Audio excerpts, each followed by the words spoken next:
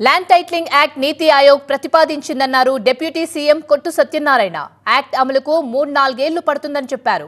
భూ సర్వే తర్వాత land ownership కు సంబంధించి అధికారులు ప్రభుత్వం నుంచి పత్రాలు ఇస్తారని చెప్పారు.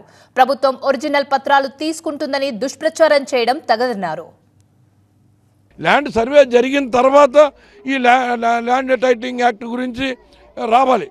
దీనికి సంబంధించిన ముసాయిదా తీర్మానం మాత్రమే వచ్చి దీని మీద చర్చ జరపమన్నారు. అంతేగాని ఇది ఎక్కడ మేము అమలు చేయడానికి వెళ్ళలేదే. ఇది అమలు చేయాలంటే ఇంకొక 3-4 సంవత్సరాలు పడుతుంది. ఎందుకంటే ఇప్పుడు 1/4 సర్వే మాత్రమే జరిగింది, 1/3 సర్వే మాత్రమే జరిగింది. ఇంకా 2 వంతులు సర్వే జరగవలసింది. ఆ 2 వంతులు సర్వే జరగాలంటే ఇంకా 2 సంవత్సరాలు పడుతుంది. ఈ సర్వే జరిగిన తర్వాత అప్పుడు ల్యాండ్ ఓనర్షిప్కి సంబంధించి ఒక్కొక్కటి అక్కడ అధికారులందరూ కూడా దీన్ని ఫైనలైజ్ చేసి ఎవరి ల్యాండ్ ఎవరికన్నది డిసైడ్ చేసిన తర్వాత అప్పుడు దానికి ప్రభుత్వం యొక్క హామీతోటి పత్రం